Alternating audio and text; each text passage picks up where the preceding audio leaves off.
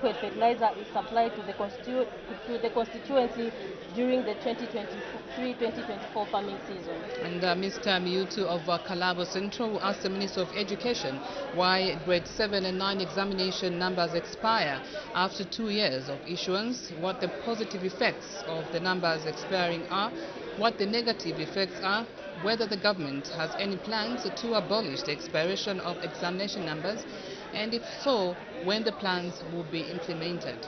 Member of Parliament, Mr. Lamek Hamwata, to ask the Minister of Infrastructure, Housing and Urban Development when the construction of the following infrastructure in Pemba District to be completed.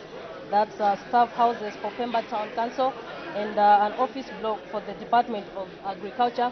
In the B part of the question, when the works will resume, and in the C part of the question, what the time frame for the completion of the outstanding works is, and in D, what the cost of each project is. Would you expect the Speaker's procession to make its way into the chamber in a minute from now? And just about now, we're going through some of the questions that are expected to be considered on the floor of the House. Question 13 will come from Mr. Mkosa of Chinsali, who asked the Minister of Lands and Natural Resources how many landowners obtained certificates of title in Chinsali districts from 2016 to 2021, year by year, and what measures are being taken to encourage more people in the district to obtain certificate of title. Another question will come from Siavonga, Member of Parliament, and he's posing his question to the Minister of Energy. And so there you have it. It's Madam Speaker's procession making its way to the chamber. Good afternoon. Madam Speaker.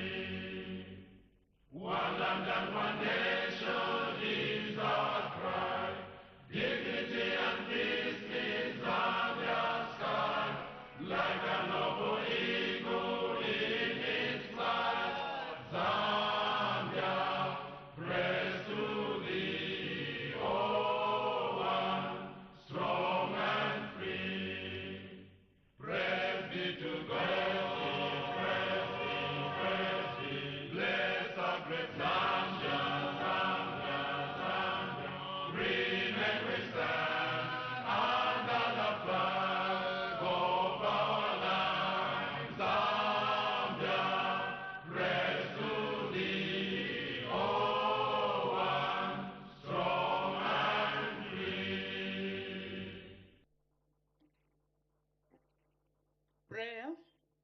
Almighty God, who in your infinite wisdom and providential goodness has appointed the offices of leaders and parliaments for the welfare of society and the just government of the people, we beseech you to consider with your abundant favor us, your servants, whom you have been pleased to call to the performance of such important responsibilities in this land. Let your blessing descend upon us here in Parliament assembled, and grant that we may, as in your presence, treat and consider all matters that shall come under our deliberation. in so just and faithful a manner as to promote your honor and glory, and to advance the peace, prosperity, and welfare of our country, and of those whose interests you have committed to our church. Amen.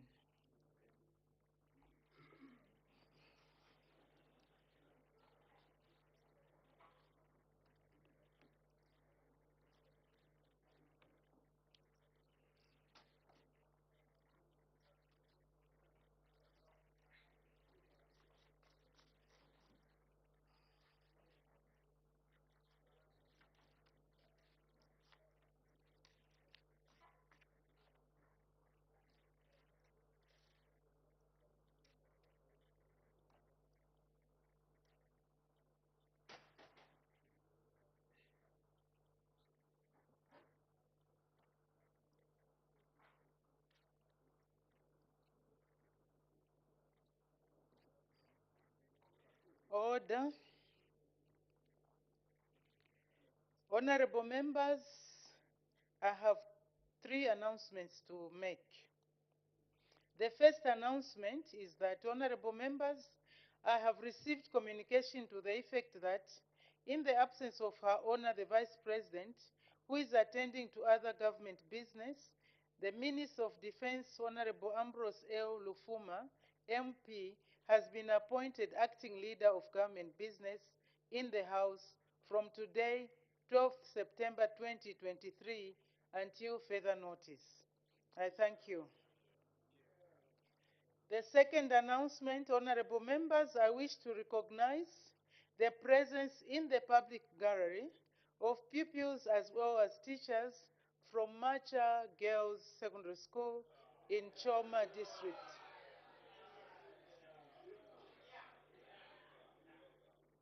May I, on behalf of the National Assembly of Zambia, warmly welcome our visitors in our midst. Thank you very much. You may take your seat.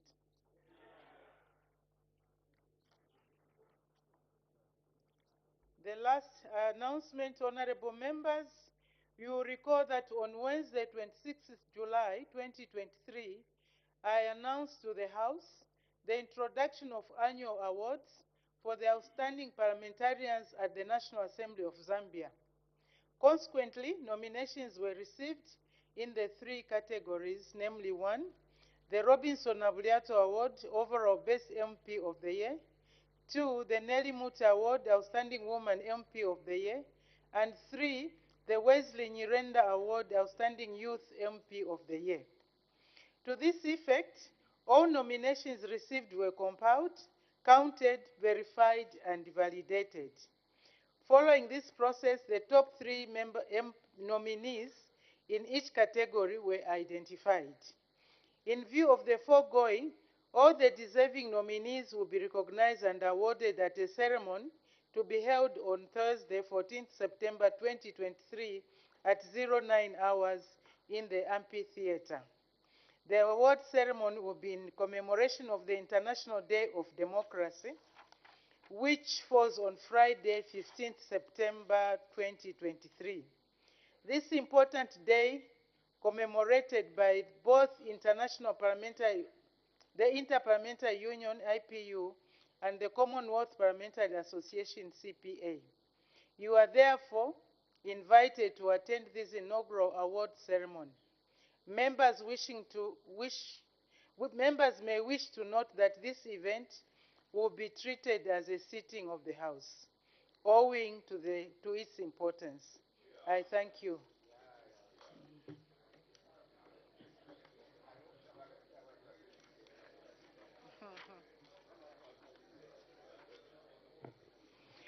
Order, let's make progress.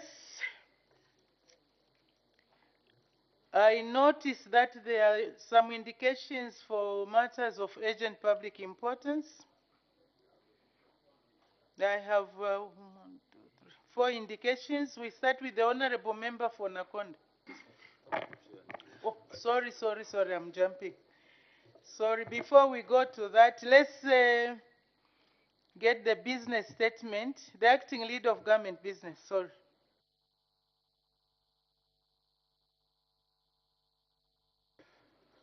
Thank you, Madam Speaker, for giving me this opportunity to render the business statement for the period 12th of September until 15th of September 2023. Madam Speaker, I wish to inform the House that the House Business Committee met on Wednesday, 6th of September 2023 to determine and schedule business of the House for the first week of this meeting, that is the 12th to 15th of September 2023. However, before I go into details, let me take this opportunity to welcome all honorable members to the first meeting of the third session of the 13th National Assembly. I'm glad that we are all back safely and in good health. I also note that the honorable members look eager to proceed with the business of the House.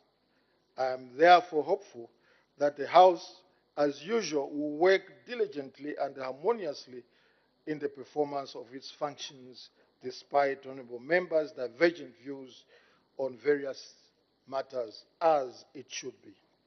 Madam Speaker, let me now come back to the business of the House. Is expected to transact this week. The business is as follows. A, announcements. The Honorable Madam Speaker may make announcements to the House on any day when it is necessary to do so. B, rulings. The Honorable Speaker may render rulings if there will be any. C, ministerial statements. Honorable ministers may make ministerial statements if there will be any. D, bills. The bills listed there hereunder will be presented. And these are as follows. Name of the bill, the Criminal Procedure Code Amendment Bill, National Assembly Bill 19 of 2023. The stage will be first reading. The date of presentation will be 13th September 2023, that is tomorrow. The other bill is the Penal Code Amendment Bill, National Assembly Bill number 20 of 23. First reading will be the stage. Date of presentation will be tomorrow, 13th of September 2023. Next bill is the Constituency Development Fund Bill, National Assembly Bill 21 of 2023. The stage will be first reading, and it will be undertaken tomorrow, the 13th of September 2023. E, reports on international conferences. Reports on international conferences may be considered if there will be any. F is parliamentary committee reports. The House will consider the following committee reports during the period. The name of the committee is Parliamentary Select Committee, that's the first. The subject matter is Select Committee appointed to scrutinize presidential appointment of Mr. Roy Nguluwe to serve as clerk of the National Assembly. That's one. Dr. Pamela Towela Sambo, Dr. Felicity Kayumba Kalunga, Mrs. Panik Malawo Chilufya, and Father Joseph Gamakoma to serve as chairperson, vice chairperson, and commissioners of the Human Rights Commission, respectively, and Dr. Tommy Susiku Namitondo to serve as commissioner of the Anti-Corruption Commission. G will be questions. Honorable ministers will respond to about 35 questions for oral answer during this week as set out hereunder. The questions are mostly those that were carried forward from the last session and are contained in the notice of questions that was circulated to all honorable members on Friday, 8th September 2023. Quickly, the questions are from that notebook. Will be question number 1. The portfolio minister responsible, please prepare yourself, will be tourism. Then question number 5 will be posed to Minister of Fisheries. Question number 15 to Energy, Minister of Energy. 24 to Agriculture. 26 Home Affairs. 50 Tourism. 68 Lands. 58 Infrastructure. 78 Transport. 77 Local Government. 105 Water Development. 133 Education. 170 Lands. 176 Energy, and 233 to Water Development Minister. On Wednesday, 13th September 2023, number 51 will be to the Minister of Transport, Communication and all Logistics. 31 will be Agriculture. 107 will be Energy. 75 Infrastructure. 81 Local Governments. 97 Health. 128 Water Development. 160 Local Government. 173 Infrastructure. 178 Home Affairs. On Thursday, Madam Speaker, 14th of September, the following will be the questions. Number 46 to Local Government Minister. Number 241 Mines Minister. 189 Small and Medium Minister. 244 Youth and Sport, and 223 to Technology. On Friday, Madam Speaker, this week, 15th September 2023, the following will be the questions. 243 Home Affairs. 256 Local Government. 239 will be to Education Minister. 11 will be to Energy Minister, and 41 Community Development Minister. Madam Speaker, on behalf of the House Business Committee and in accordance with Standing Orders 189.5 of the National Assembly of Zambia Standing Orders 2021, I have the pleasure to present the business of this week to this august House. I thank you, Madam Speaker. Thank you very much. We go to the next item, which is matters of urgent public importance. The Honorable Member for Isoka. Thank you, Madam Speaker. Madam Speaker, my matter of urgent public importance is directed to the Minister of Tourism. In Isoka, we also experienced human-animal conflict, where one life has been lost and government is quiet. The minister has not said anything to the bereaved family because the family members want to hear from the government how it will handle this matter in terms of compensation.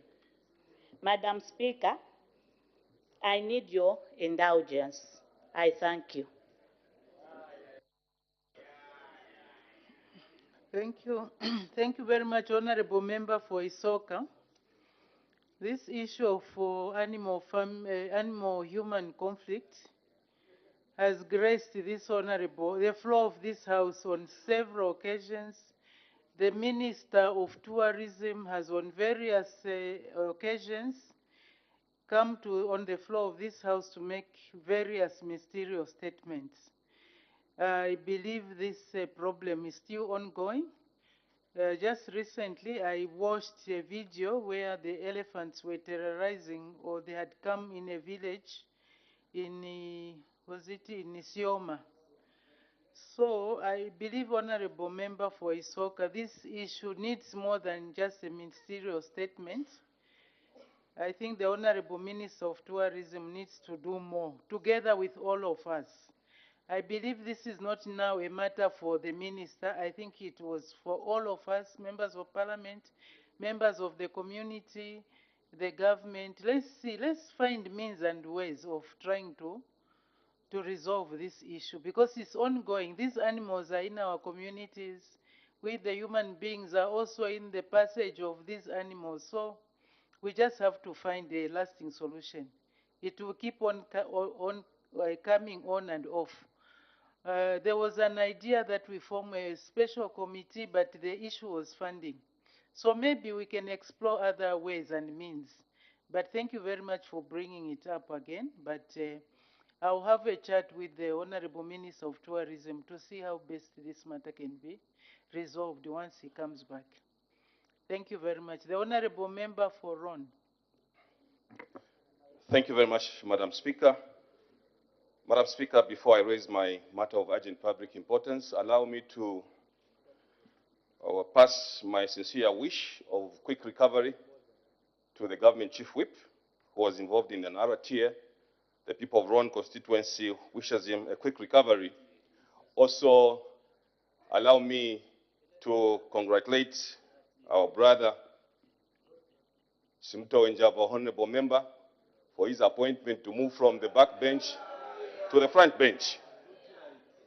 Madam Speaker, the matter of urgent public importance I wish to raise is directed to the Minister of Foreign Affairs and International Relationships, who I believe is not here, and as such, I would direct the matter to the acting leader of government business. Madam Speaker, 2 weeks ago, there has been a terrible earthquake in Morocco, and Morocco and Zambia enjoys good bilateral relations, where Zambia actually sends quite a number of students on bursary to Morocco. Over 2,000 people are here dead in Marrakesh. Madam Speaker, could the Honorable Leader of Government Business inform this August House and the nation at large if at all there are no Zambian students who have been caught in this earthquake? I thank you, Madam Speaker. Thank you very much. Honorable members, as we raise these matters of urgent public importance, we should familiarize ourselves with our standing orders so that whatever matter we are raising is in accordance with the standing orders. The issue of the earthquake in Morocco, 2 weeks ago, of course, it's not of recent occurrence, so we were on recess anyway. But I believe that the Honorable Minister of Foreign Affairs can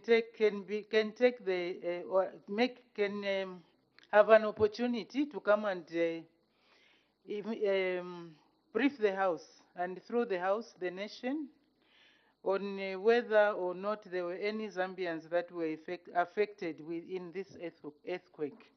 So I know that the Honorable Minister is not here, but when he comes back, which is maybe sometime next week, the Office of the Clerk will liaise with the Honorable Minister of Foreign Affairs to come and render a statement on that issue of the earthquake in Morocco.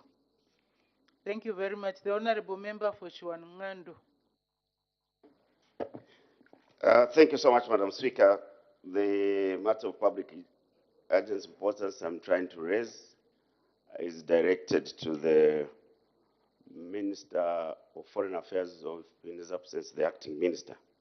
But equally, before I do that, Madam Speaker, with your indulgence, just also allow me to wish our dear colleague, Honorable Mrusa, a quick recovery, and similarly to congratulate the Honorable Minister for Wapra Province, Honorable Njava, and we can only wish you all the best. Those of your colleagues who are queuing up for the same job should just know that God's time is the best. And encourage you to make sure that the natural resources like sewage light there should be taken care of.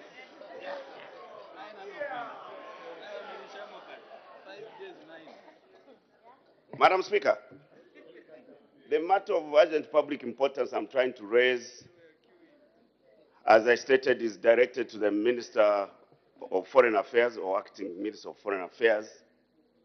And this matter, Madam Speaker, relates to the issue that borders on Zambia being a sovereign state, a Christian nation, as dictated in the preamble of the Constitution.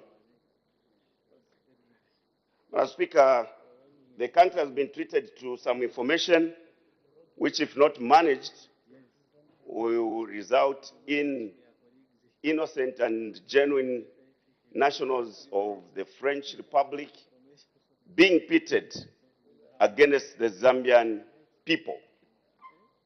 Madam Speaker, information that has come through to the people is that the Republic of France has decided to nominate an ambassador designate to The Zambia. honorable member for Chiwangandu, I believe that issue touches on the diplomatic relations between Zambia and France. Maybe if you can take your seat so that I guide. So it's not a matter that is fit to be raised on the floor of the House. We can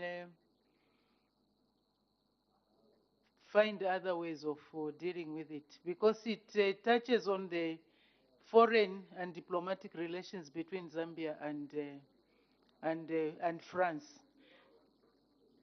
No, I think let's leave it. Or otherwise, maybe put in a question which can be addressed by the Honorable Minister when he comes. But to raise it as a matter of urgent public importance does not qualify. The Honorable Member for Nakonde. Thank you very much, Madam Speaker, for giving this chance to raise this matter of urgent public importance directed at the Minister of Agriculture. Madam Speaker, farmers out there, especially the ones who benefit from FISIP, are in a dilemma. They are in a dilemma because, Madam Speaker, the Minister has made two opposite statements. Madam Speaker, you can recall that on the floor of this House, the Minister stated that the government would be phasing out FISIP. And we were told that we need to go and inform our people that government is going to phase out FISIP. Madam Speaker, again, the very minister is on record to say the government will continue with the FISIP. Madam Speaker, we would want to find out what's the position of the government. Is the government going to continue with the FISIP to our people, or they are going to replace with the loans? Madam Speaker, I seek your guidance. I think. Well, I believe when the Honorable Minister of Agriculture returns, he can deliver a statement on that, just to clarify whether FISIP continues or not, does not continue, in line with what the Honorable Member for Nakonde is stating, that there is a contradiction. I think the people of Zambia need to know the truth, so that when we speak with one voice. So the Honorable Minister, upon his return, again we will liaise with the clerk's office to see when this ministerial statement can be rendered, just to give clarity.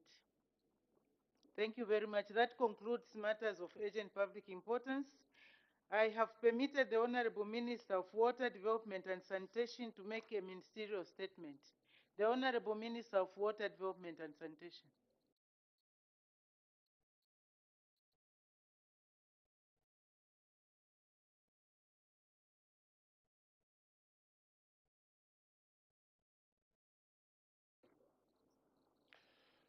Thank you, Madam Speaker. I would like to thank you most sincerely for giving me this opportunity to inform the nation through this August House on the matter of urgent public importance regarding the planned shutdown of Ayolanda 1 water treatment plant situated in Kafue district. This is in an effort, or this is meant to facilitate major repair works on the main transmission pipeline to Lusaka. Madam Speaker, As you may be aware, my ministry is implementing the National Rural Water Supply and Sanitation Program and the National Urban Water Supply and Sanitation Program in order to improve the livelihoods and public health of the people of Zambia. However, in doing so, we are from time to time faced with challenges for which we are determined to resolve. Madam Speaker, allow me to address this imminent shutdown of Yolanda 1 water treatment plant in Kafue district to facilitate repair works on the main transmission pipeline to Lusaka, which has been necessitated by the failure of the pipeline due to its age.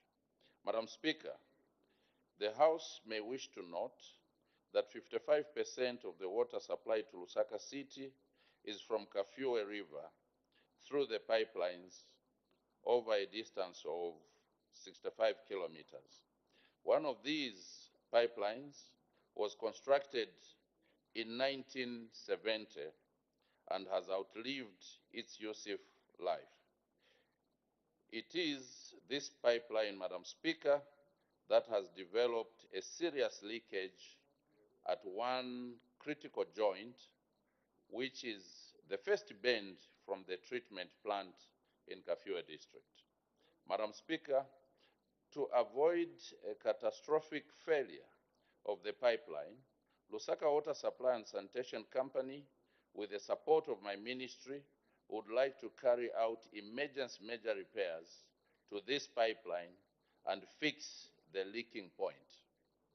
The works have been planned to be carried out in-house by Lusaka Water Supply and Sanitation Company with the support of my ministry.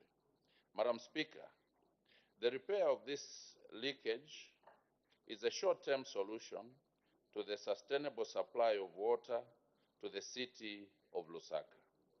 The long-term plan is to develop an additional water treatment plant at Yolanda in Kafue district to meet the growing daily demand for water supply to the city of Lusaka. In view of the above, my ministry will be mobilizing resources to finance the development of the new water treatment plant that will comprise of new booster stations and a new pipeline to supply water to Lusaka City. Madam Speaker, in this regard, my ministry would like to inform this august House that in order for Lusaka Water Supply and Sanitation Company to successfully carry out these emergency major repair works on the pipeline, the treatment plant and the pipeline will have to be shut down for a period of not exceeding 60 days beginning 14th September 2023. This amount of time is required to ensure that the concrete that will be cast as part of the repair works cures and reaches its full strength to avoid premature failure. Madam Speaker, my ministry will ensure that Lusaka Water Supply and Sanitation Company puts in place mitigation measures to reduce the stress of water supply for the parts of the city that will be affected. Some of the measures will be rationing of water supply and the delivery of water supply by water bowsers to some parts of the city.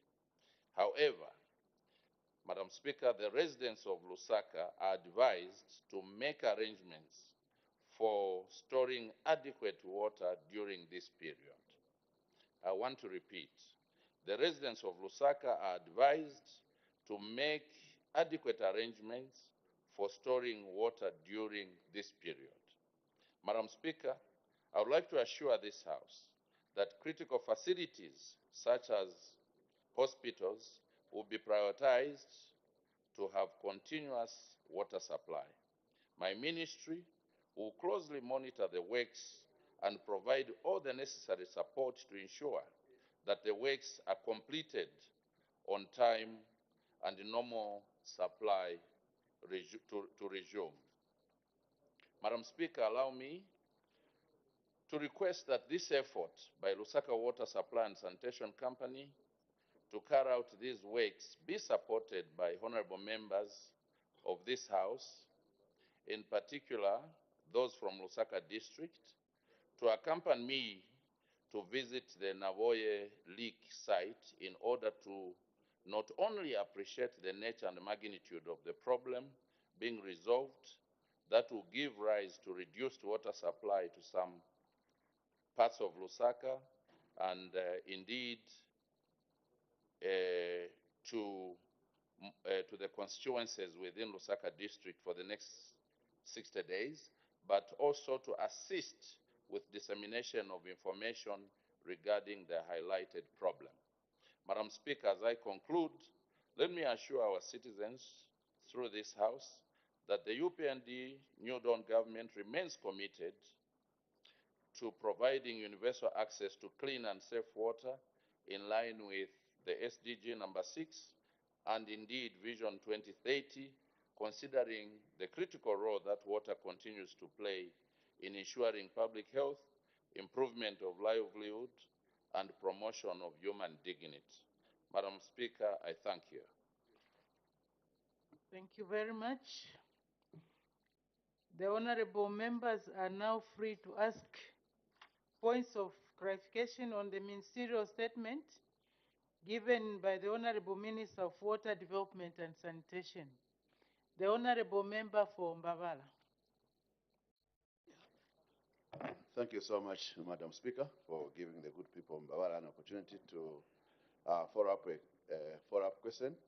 May I also follow on the protocols by congratulating Honorable Njabwa Smutowe for his promotion to the office of Rapura Province Minister, and also wish our brother, Honorable Murusa and PS Teta Mashimba a quick recovery. I also want to recognize my team of teachers and students from Mbavala constituency up there. Welcome, Macha girls. Thank you so much. Madam Speaker, Honorable Minister, could we know how many hours are you likely to have water shortage in the areas where there will be no water? How many likely hours where we're going to have no water, so that our communities can plan at least to say, in a day we'll receive water for 2 hours, or we'll receive water for 1 hour, or we'll receive no water at all, whether the water bowser will come to that area and the like. If you could clarify on that. Thank you. Thank you. The Honorable Minister of Water Development and Sanitation. Thank you, Madam Speaker. Madam Speaker, and I also want to thank the Member of Parliament from Mbavala for that question. Madam Speaker, I'm not able to give specific hours, but just to confirm that there will be a drastic reduction in terms of hours of supply. I don't have the specific number of hours in which we'll be supplying water. But just to emphasize that, like I said in a statement, that the people of Lusaka must know that this is a big leakage, Madam Speaker, in which we are losing thousands of liters of water. And because we have to undertake these works, it will be necessary that during this period, the people must make arrangements to store enough water to take them through during the periods we will not be supplying water. Thank you, Madam Speaker. Thank you. The Honorable Member for Kamfinsa. Allow me, Madam Speaker, to thank you most sincerely for the opportunity to ask a very important follow-up question. And even as I ask this follow-up question, Madam Speaker, I want to sympathize with the Minister of Water Development regarding the challenges in his ministry. Minister, you've informed this August House that the city of Lusaka will be affected for 60 days and obviously it raises the issue of planning.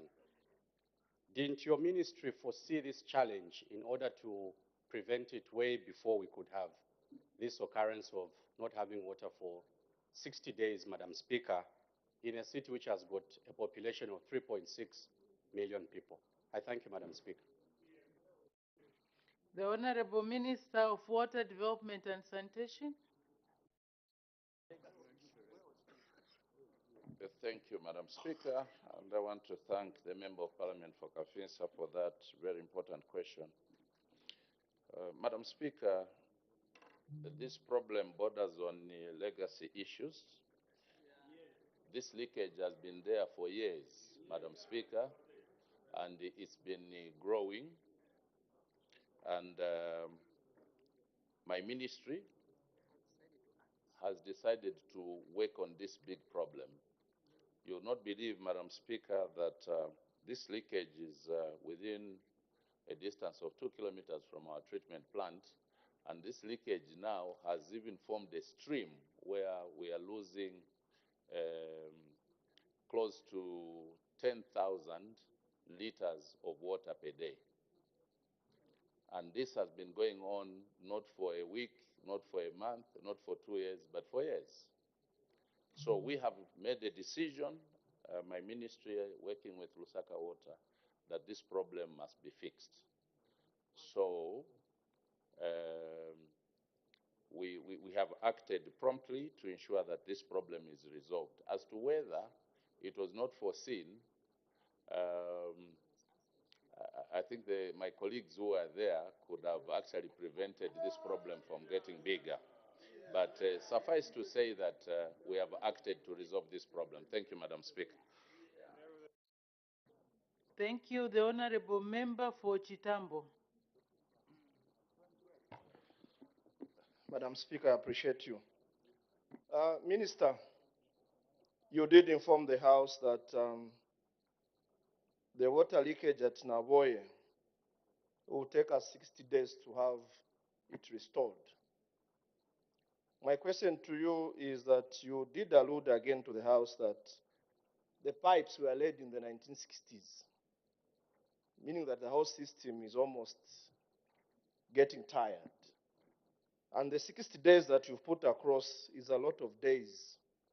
Has your ministry done enough investigations on the pipeline so that once they mend this damage, we do not have another occurrence of reopening it again, so that we don't suffer another 60 days because of another leakage at some other point? I thank you, Madam Speaker. Thank you. The Honorable Minister of Water Development and Sanitation. Thank you, Madam Speaker. And I also want to thank my brother, Honorable Mutale, MP for Chitambo, for that question. I wish to start by correcting him that in my statement, I said that this pipeline was constructed in 1970, not 1960. Madam Speaker, as to whether we've made investigations, yes, our members of staff from time to time, they inspect our network, including this particular one. So the problem on this network is at this point I've alluded to, which is at a bend in some mountains of Kafue, and the rest of the pipeline is fairly okay for now. But like I've said, Madam Speaker, this is a network which was constructed in the 70s, so from time to time we are likely to be faced with these challenges. And as I indicated in my statement, the long term, this is only a short-term measure, but in the long term, we desire as a ministry to mobilize resources and set up another treatment plant, an additional pipeline to ensure that we replace this old one and also attend to the ever-growing population of Lusaka. Madam Speaker, I thank you. Thank you. The Honorable Member for Pambashe. I thank you, Madam Speaker. Madam Speaker, let me also send the message of sympathy to the people of Solwezi, and we wish the quick recovery of the area member of parliament, who is also a government chief whip. And on the same tone, let me welcome my brother Njava Simutowe, who was a member of our committee, and he's been promoted to the position of provincial minister of Wapra province. Welcome home. Kuchalo cha Busaka. Wapra province chalo cha Busaka takufuma watu mpayo. Madam Speaker. The honorable member for Pambashe, please. What were you saying? We don't understand the language. That is a saying for the people of Rapra province. I don't know how it can be said. Obviously, there are some good attributions to the people of Western province, Southern, Northwestern, but for Wapra we say, Nikuchalo Chabusaka, Uguchifumawa, Tumpa. Meaning? The cleanest province where... You see? Madam Speaker, spare me, I'm a nationalist. Spare me. You may proceed, but please let's avoid using words which we cannot even interpret in English. Proceed. Madam Speaker, I listened attentively from the minister responsible for water, attributing to the old network. But just 3-4 years ago, the American government did invest in the water system from Kafue to Lusaka under the Millennium Compact Challenge account. And I remember very well, Madam Speaker, because I was minister responsible for infrastructure. And we successfully completed the new network from Kafue to Lusaka. And we applied for additional funding, which I am certainly very assured that even His Excellency the President referred to, that it is coming for the second implementation of the second phase to improve the water system. Now, hearing the minister lamenting that the network was constructed in the early 70s, I was at sea, Madam Speaker. Which network? The first pipe or the one we invested in 4 years ago and under the American government, the Millennium, the Compact Challenge? I need him to clarify for the benefit of the people of Zambia and the people of Lusaka who are listening from the ministerial statement. I thank you, Madam Speaker. Thank you. The Honorable Minister of Water Development and Sanitation. Thank you, Madam Speaker. And I also want to thank Honorable Strotella, Member of Parliament for Pambashe, for that follow-up question. Madam Speaker, if I was referring to a pipeline which was set up 4 years ago, I was going to mention, I'm talking about one pipeline which was constructed in 1970. This is the one which has developed a fault. So I was very specific in my statement. It's true, Madam Speaker, that we have an additional pipeline which was commissioned last year called the Kafue Bauk pipeline. That one is intact. The one which has developed a fault is one which was constructed in 1970, some years back. Thank you, Madam Speaker. Thank you. The Honorable Member for Mukushi South. Thank you, Madam Speaker. And also let me also join my colleagues who have been wishing our former committee member, Honorable Njava Simutowe, for having elevated to the position of Provincial Minister. Congratulations, Honorable. Honorable Minister, you have talked about the old pipe, and there's a new pipe that has come in. What is the maximum outtake of the new pipe that has been installed? Is it not able to supply Lusaka? Thank you, Madam. Thank you. The Honorable Minister of Water Development and Sanitation. Thank you, Madam Speaker, and I also want to thank Honorable Chisopa for that follow-up question. Madam Speaker, the population of Lusaka has been growing. Not too long ago, in Lusaka, we have been working with a population of around 2 million, and there's been a jump now where we are tending to over 4 million people within the city of Lusaka. And obviously, there is need for us to continue adding to the supply of water. So recently, we commissioned a pipeline, which Honorable Chisopa is referring to, which also Honorable Chitotela referred to. I think, if I'm not wrong, the capacity of this is about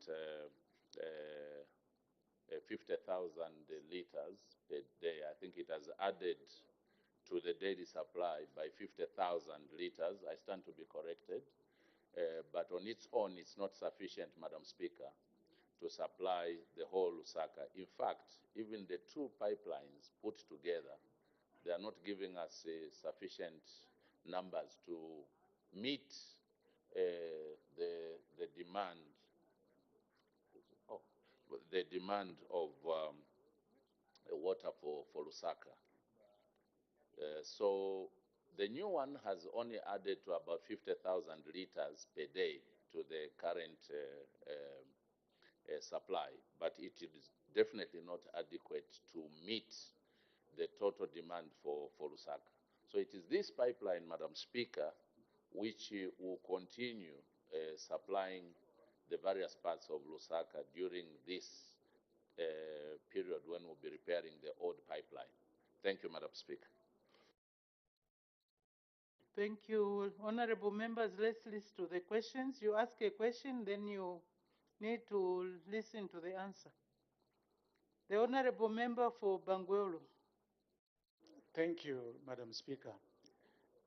Minister, it's supposed to be 50 million, not 50,000. That is how it was designed. Just a point of correction.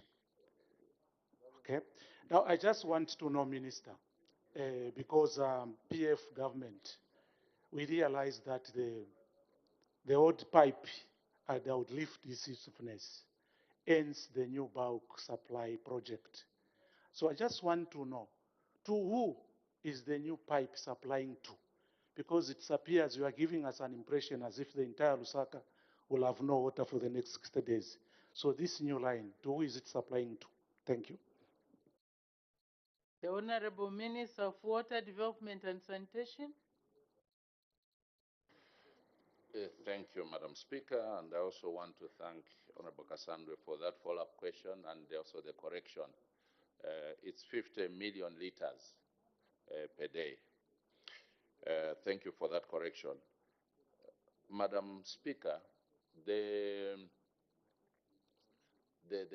new pipeline will be mainly concentrated on the eastern parts of Lusaka and some western parts of Lusaka. But suffice to say that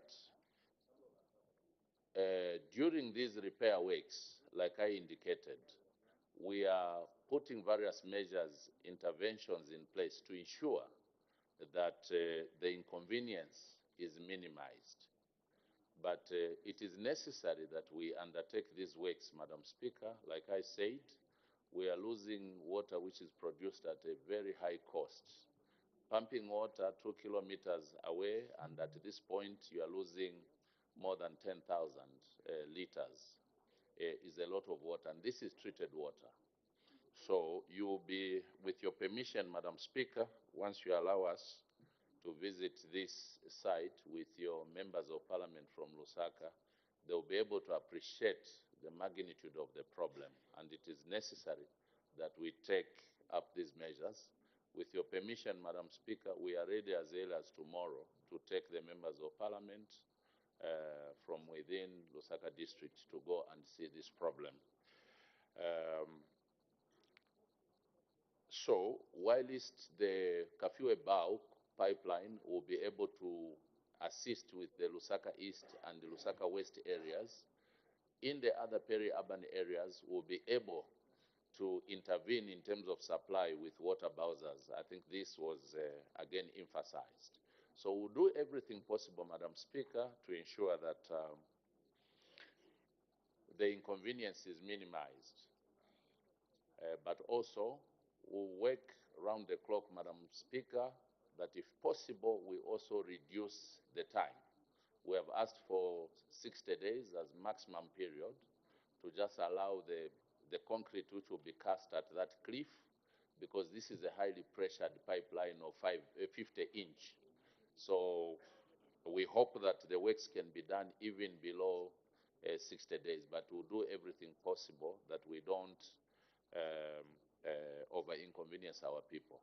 It is our desire that the works are done within the shortest possible time, but we've asked for 60 days as a maximum period. Thank you, Madam Speaker. Thank you. The Honorable Member for Mufulira. Thank you very much, Madam Speaker. Madam Speaker, I take note of the question that the Honorable Member from Kush South asked, and that is also my line of thought in terms of the question, and I take note of the response, but in simple terms, I would like the Minister to be more specific which areas of Lusaka will be affected by this disruption of water supply in the coming 60 days. Thank you very much. The Honorable Minister of Water Development and Sanitation. Thank you, Madam Speaker, and I also want to thank the MP for Mufulira for that question.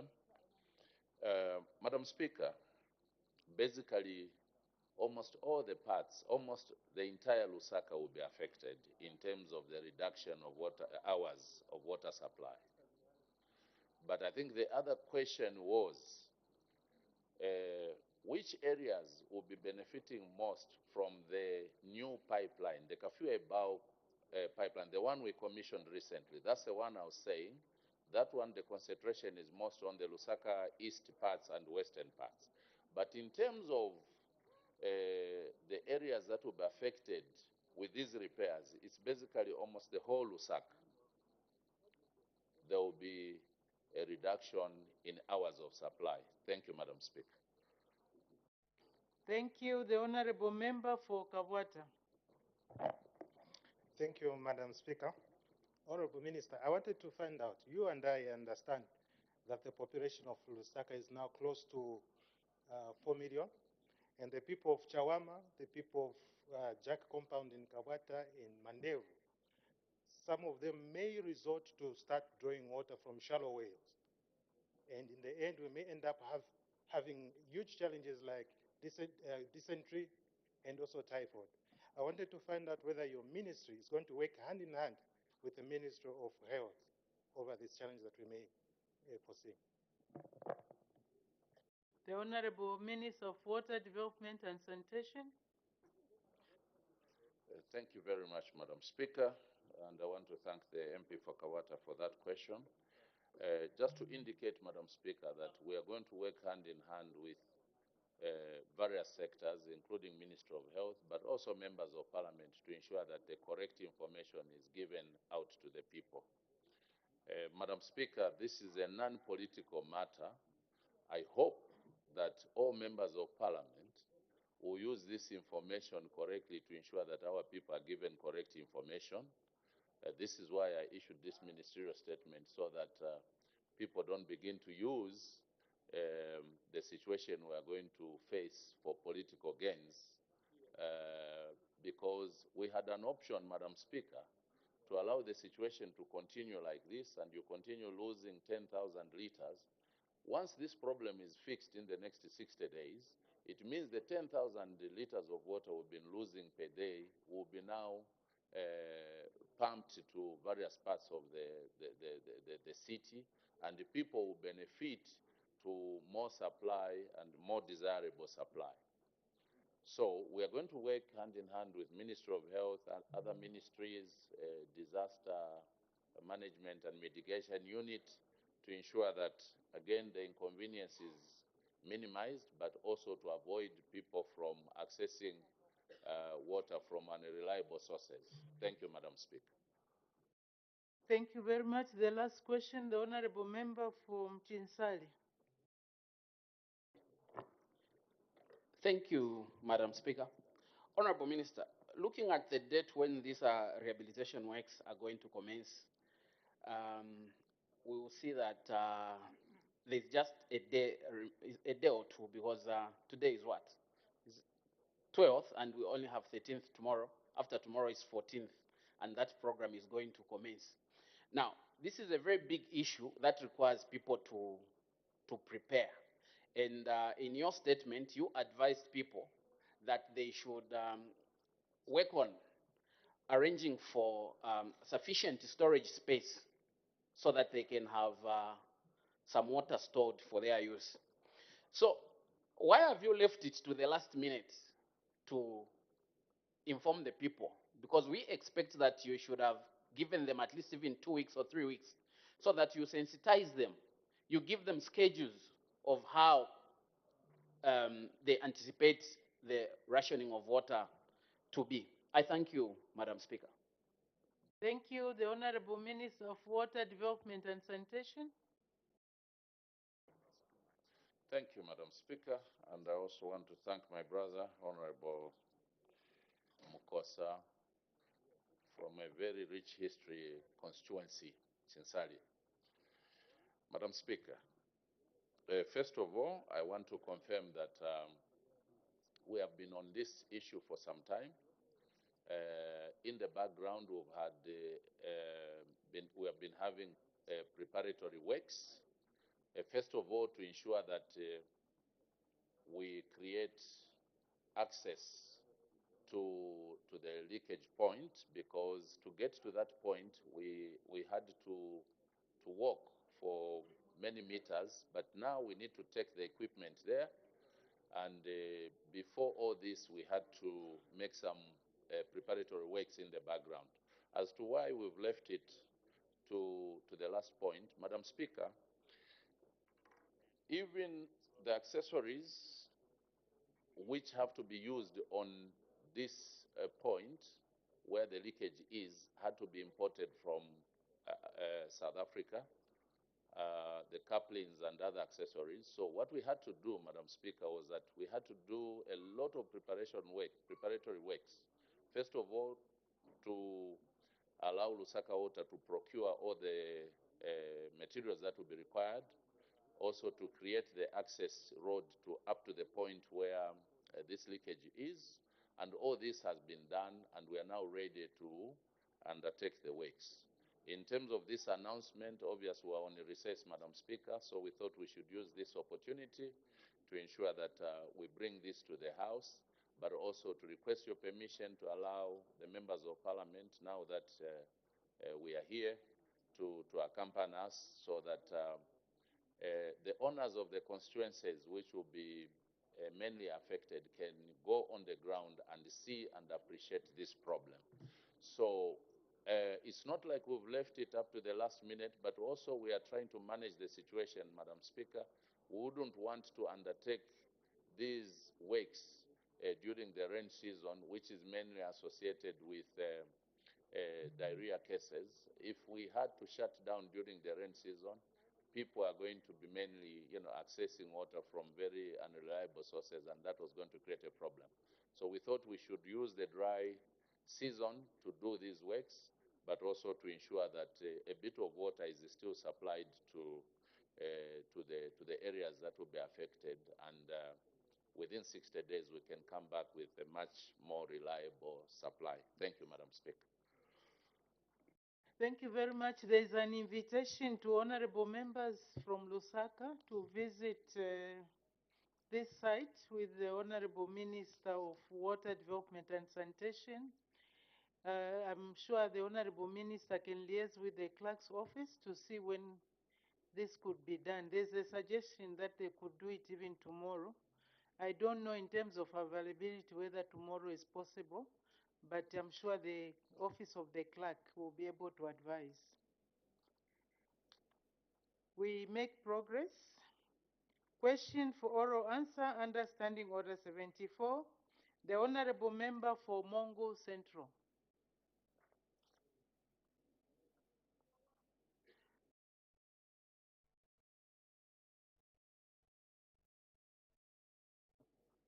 Honorable Member for Mongu Central. Since the no, it Honorable Member for Luena, it has to be by prior arrangement. So since the Honorable Member for Mongu Central is not available, the question lapses. We make progress. The next question, the Honorable Member for Kanchivia. Question number 2, Madam Speaker. The Honorable Minister of Fisheries and Livestock. Thank you very much, Madam Speaker. The Honorable Member for Kanchivia is asking the Ministry of Fisheries and Livestock a question in 3 parts. A, whether the government has any plans to provide artificial insemination services to small-scale farmers countrywide. And B, if so, when the plans will be implemented. And in C, if there are no such plans, why? Madam Speaker, in order to promote and enhance livestock production and productivity of dairy and beef cattle, as well as pigs in the country, my ministry has been promoting artificial insemination services to small-scale farmers countrywide on demand basis. This service is provided at an affordable cost of 100 kwacha to 150 kwacha per straw of semen. Artificial insemination services in pigs are provided at Kembe Piggery, while that of dairy and beef cattle are provided through the National Artificial Insemination Services based in Mazabuka, Southern Province. Madam Speaker, we have established 14 artificial insemination satellite centers, which are located in the following districts: Kalomo, Pemba, Chisamba, Namwala, Nalolo, Kalawo, Ndola, Shiwangandu, Katete, Chipata, Lundazi, Kalumbila, Kawe, Chiwombo, and Mbala.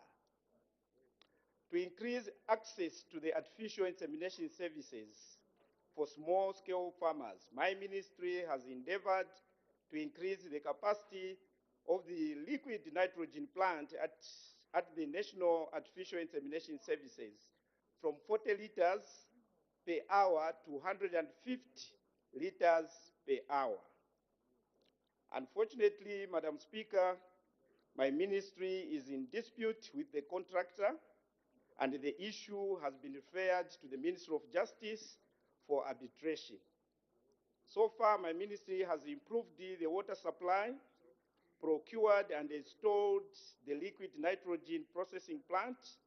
It is also in the process of rehabilitating the laboratory at NICE, procuring 14 motorcycles and the equipment for the 14 centers.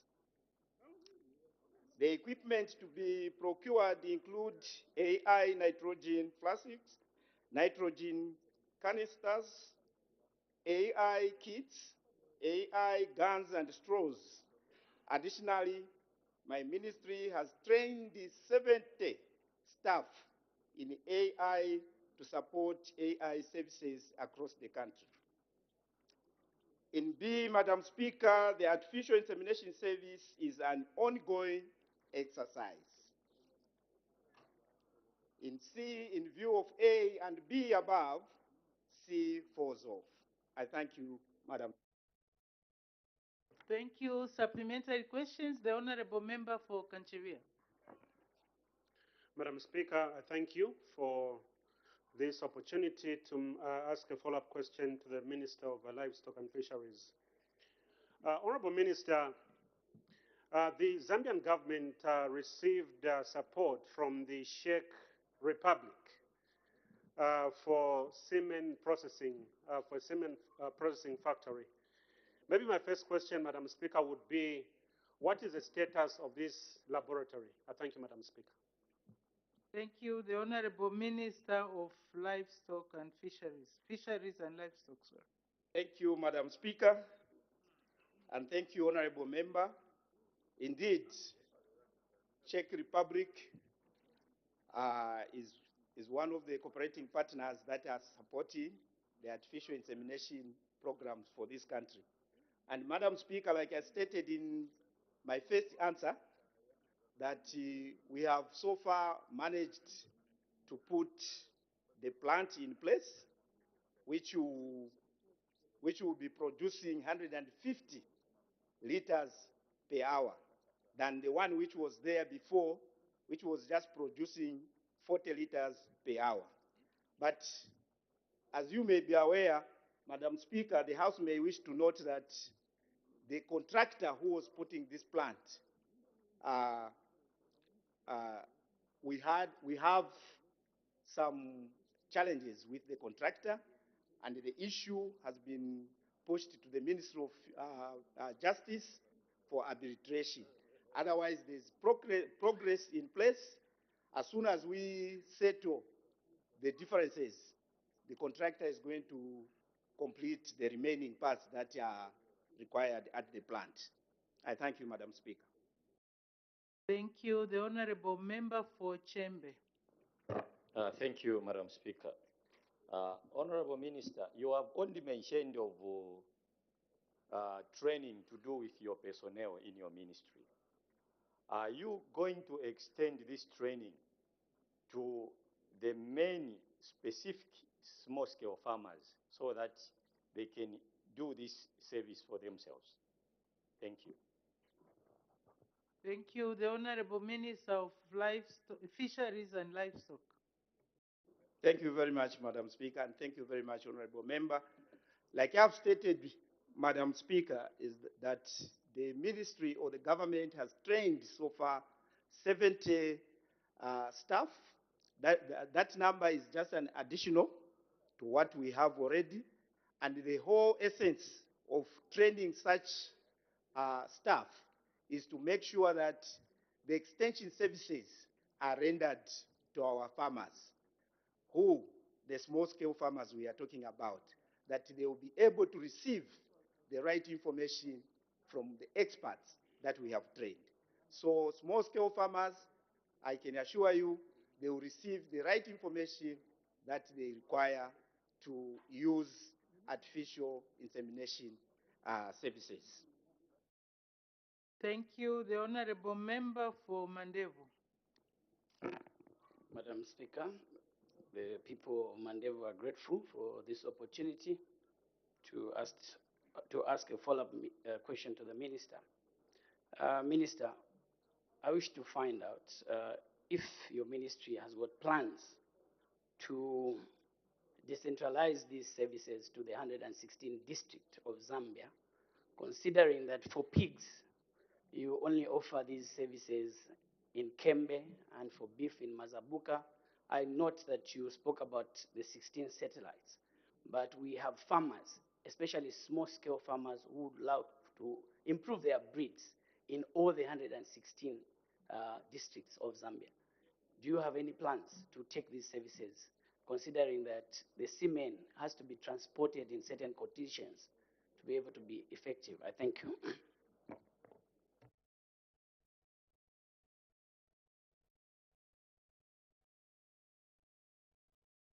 The Honorable Member for Magoe.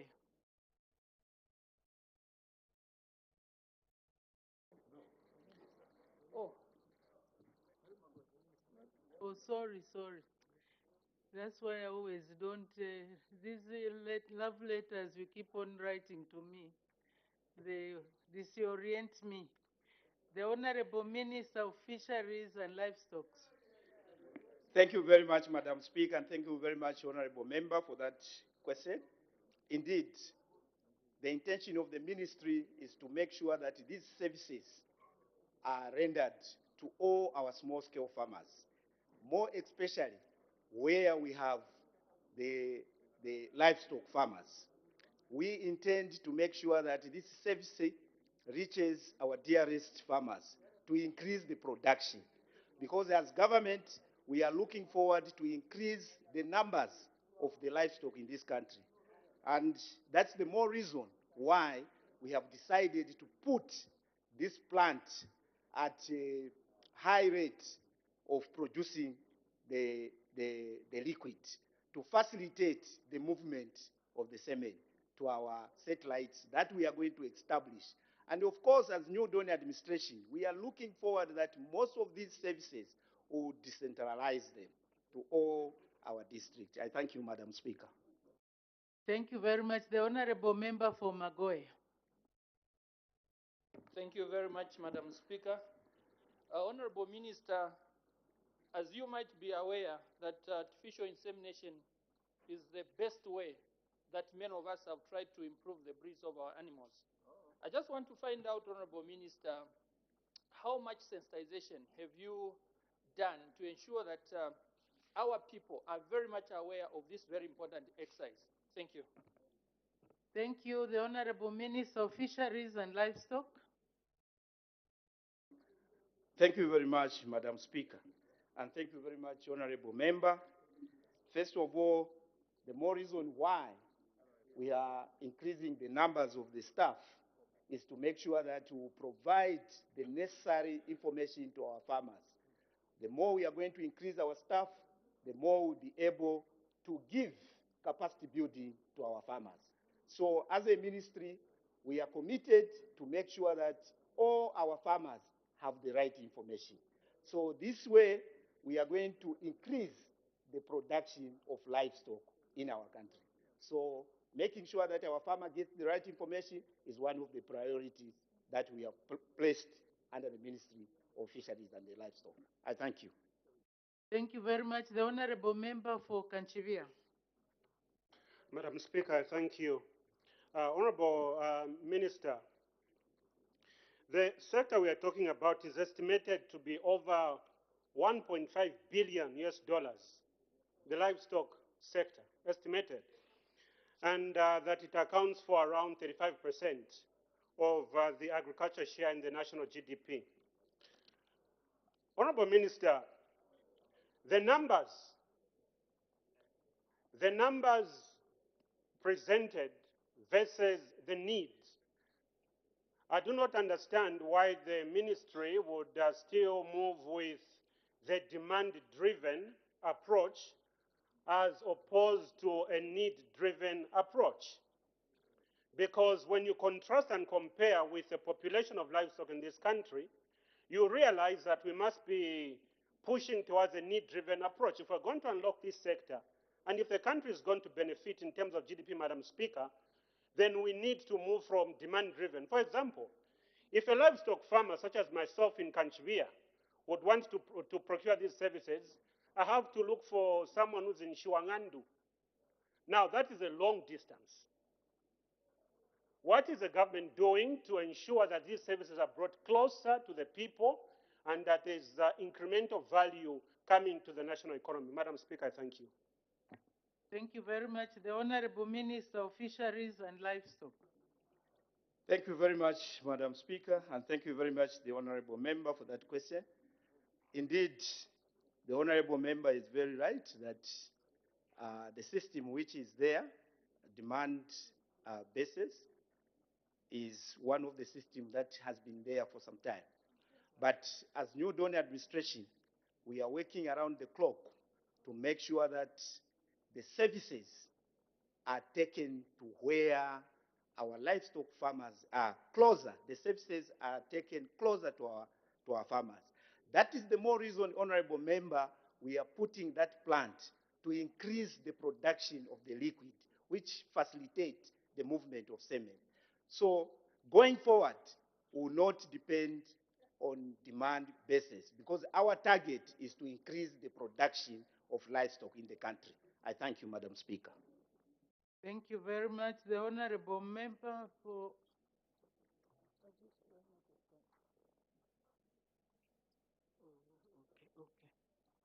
Okay. The Honorable Member for Namwala.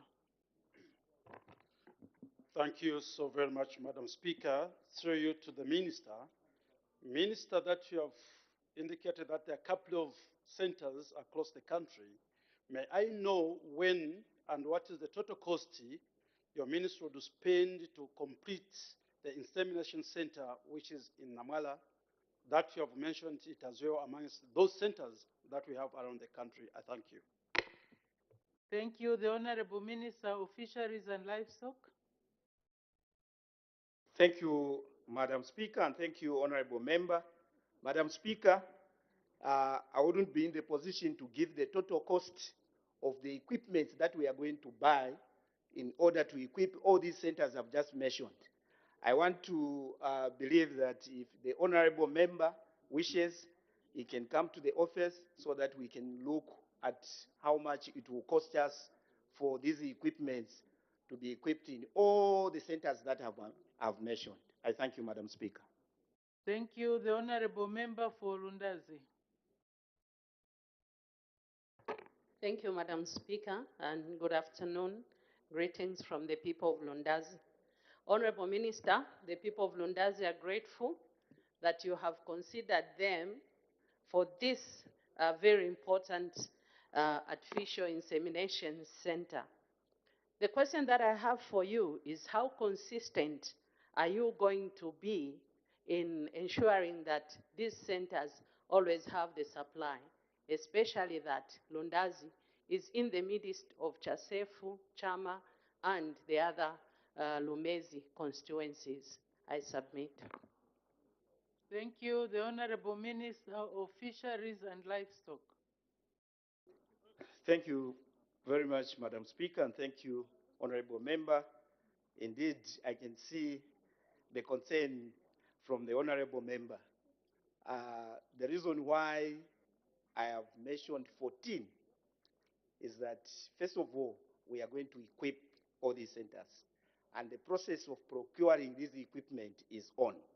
So as soon as we equip these centers, and also the contractor goes to complete the plant, these centers will have the semen throughout the year. And that is the commitment of the ministry. And I can assure you, things will not be the same like they used to be in the past. I thank you. Thank you. The Honorable Member for Chipiri. Thank you, Madam Speaker. Honorable Minister, you have mentioned some centers throughout this country, but there are some areas, like to be specific, Rapura province, there's no such a center. When are we seeing this center so that our people can, no, we are doing it. So when are we seeing it? So that we can also access this kind of service. Thank you, Madam Speaker. Thank you. The Honorable Minister of Fisheries and Livestock. Thank you very much, Madam Speaker, and thank you very much, Honorable Member, for that question. Indeed, Luapula province has no center amongst the 14 that I've mentioned. The commitment with the ministry is to make sure that we grow the livestock production across the country. And one way we are going to change Luapula province is by trying to start encouraging the province people to invest in the livestock. So we have placed priorities to make sure that Luapula also start rearing cattle. I think you have seen me on a number of occasions going to the province to encourage our new would-be farmers there to start investing in livestock. So far, the numbers that are there would not give us first priority to establish these centers. We are looking where we have potential at the moment, where we have placed these 14 centers. Otherwise, going forward, Luapula is one of the provinces we are targeting that it has to invest in the livestock production. I thank you. Thank you. The Honorable Member for Masaiti, that's where I had closed. Honorable Member for Nyimba, you can get in touch with the Honorable Minister later. The Honorable Member for Masaiti. Thank you, Madam Speaker. In order for our smallholder farmers to increase milk production, there is need to increase on breeding and improve on the genetics. Now, Madam Speaker, there are 4 types of artificial insemination, which the Minister is talking about. Which one of these 4 artificial insemination is he encouraging or disseminating this information to our small-scale farmers for them now to increase on their milk production and also on their breeds of cattle, dairy cattle? I thank you, Madam Speaker.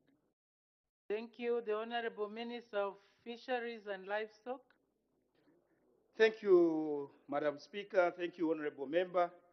Indeed, there are areas that we need to concentrate with the AI to our small-scale farmers. And the most area that we are encouraging our small-scale farmers is the daily insemination services. This is one of the areas that we are encouraging our small-scale farmers to invest. And this is the information that we require to help our small-scale farmers to start thinking about investing in that area. Yes, we have the beef, we have the pigs, but if we are to see the livelihood of our farmers, daily insemination services is one of the priority that we can encourage our small-scale farmers. I thank you, Madam Speaker. Thank you very much. Can we have some order? I think some honorable members believe we are still on recess. Next question, the honorable member for Bahati. Thank you very much, Madam Speaker. And greetings to you, Madam Speaker, from the people of Bahati. Question number 3, as it appears on the order paper. Thank you. The Honorable Minister of Energy. Thank you, Madam Speaker, and thank you, Mr. Chibombwe. Mr. Chibombwe, to ask the Minister of Energy, A, when the construction of the Kalungwishi hydropower station will commence. Madam Speaker, the answer to that is the construction of the Kalungwishi hydropower station will commence once the project achieves financial closure. Currently, ZESCO is procuring a strategic equity partner. The second question, who the contractor for the project is. Madam Speaker, the answer is there is no contractor for the project yet, as the stage of engaging the contractor for power stations will be undertaken after the financial closure is reached. Question number 3, which company legally owns the site? Madam Speaker, the answer to that is no company legally owns the sites. However, government has permitted ZESCO to implement the project. Another question, which company has Kalungwishi River water rights? Madam Speaker, the answer to that is there is no company that has water rights for the Kalungwishi hydropower project. E, who will build transmission lines linking Kalungwishi to the national grid? Madam Speaker, the answer to that is government has offered the construction of the transmission line from the Kalungwishi hydropower project to the grid to a private developer, Luapula Hydropower Corporation Limited. Last question, how many entities have expressed interest to develop the project? Madam Speaker, the answer to that is during the procurement processes for a strategic equity partner, 7 companies expressed interest to develop the project, out of which 4 have been shortlisted. Madam Speaker, I thank you. Thank you very much. Supplementary questions, the Honorable Member for Bahati. Thank you so much, Madam Speaker. And thank you, Minister, for your responses.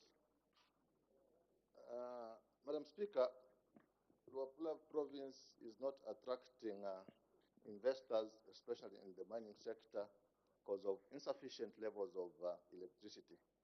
And we thought this was going to be the solution, the Kalungwishi. Minister, you mentioned that the transmission line will be built by a local company actually, it's been offered to a company called Luapula Hydro. But this company has been at the site for the last 12 years trying to get permission from ZESCO so that they go ahead and develop. I understand at some point they even had reached financial closure with some companies from China.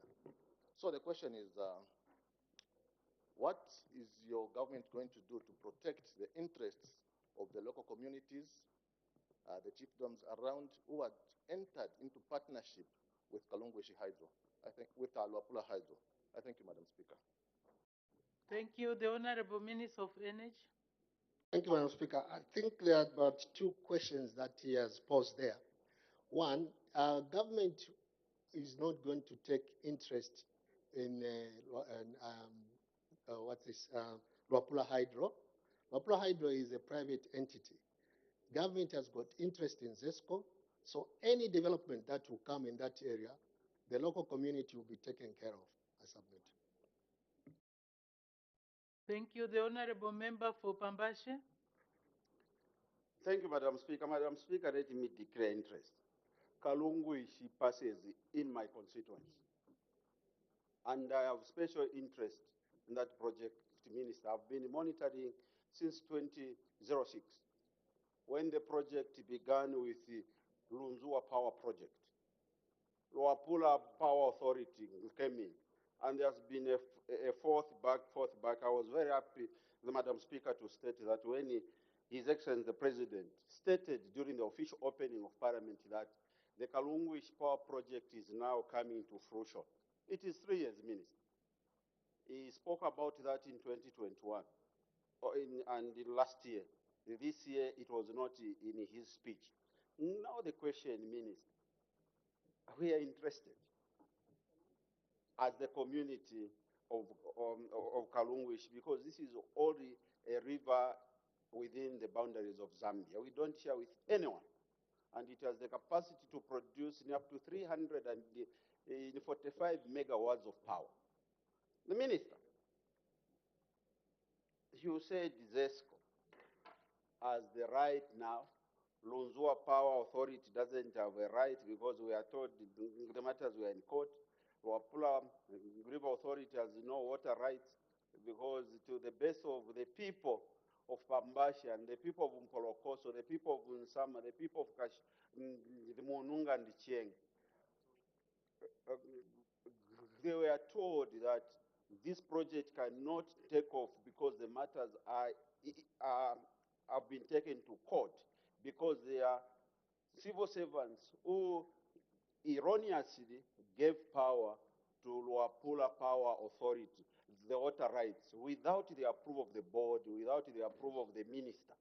Can you confirm, Minister, that the purported water rights that was given to Luapula River Authority has been cancelled by government and the people of Luapula province can begin preparing for ZESCO to come and implement that project? I thank you, Madam Speaker. The Honorable Minister of Energy. Thank you. Point of correction, Honorable Chitotela. The designed capacity is not 345. It is 247. So that is the correct position. However, I've stated that ZESCO is going to develop this project. So all the issues surrounding Kalungwishi are almost resolved. That is why we are confident that this year we should be able to get an equity partner to ZESCO and move the project forward. I submit. Thank you. The Honorable Member for Kamfinsa. Madam Speaker, the Minister has announced today that ZESCO will develop that project and that ZESCO is looking for an equity partner. I want to find out, Honorable Minister of Energy, an equity partner simply means putting money into a project. What will be the shareholding between ZESCO on behalf of the people of Zambia and the shareholding for the equity partner. I thank you, Madam Speaker. Thank you. The Honorable Minister of Energy. Thank you, Honorable Kangombe. Madam Speaker, we are at a stage of just shortlisting companies and we are yet to go into commercial discussions. Once we get into this commercial discussion, we'll be able to come back to the House and inform the House as to how much government will have a stake in the project. The Honorable Member for Bahati. Thank you once again, Madam Speaker. Madam Speaker, like I stated earlier, the company called Luapula Hydro, a consortium of local people from Luapula, one of their directors is actually from Bahati constituency. His name is Mr. Mumena. I've been at this site for 12 years and they've undertaken some works. So what I want to find out from you, Minister, is that are you going to compensate Luapula Hydro for the works that they've done so far? Remember that they had title to this site and initially they owned the water rights at the Kalungwishi. I thank you, Madam Speaker. The Honorable Minister of Energy. Madam Speaker, in principle, I would say yes, but subject to evaluating what type of work they've done and the resources that was involved in the work they carried out. Submit. The Honorable Member for Chitambo. Thank you very much. Minister, is it that Luapula Hydropower Corporation, is it that they don't have the capacity to develop and manage this power hydro station? Is it the reason why you are looking for an equity partner? Thank you, Madam Speaker. The Honorable Minister of Energy. Thank you, Madam Speaker. Madam Speaker, we had protracted discussions or rather negotiations, and it was decided that it was agreed, mutually agreed with Luapula Hydro that they take up a component of the project which was to transmit, to construct a transmission line from Kalungwishi into Porokoso, a distance of approximately 100 kilometers. The Honorable Member for Mfuwe.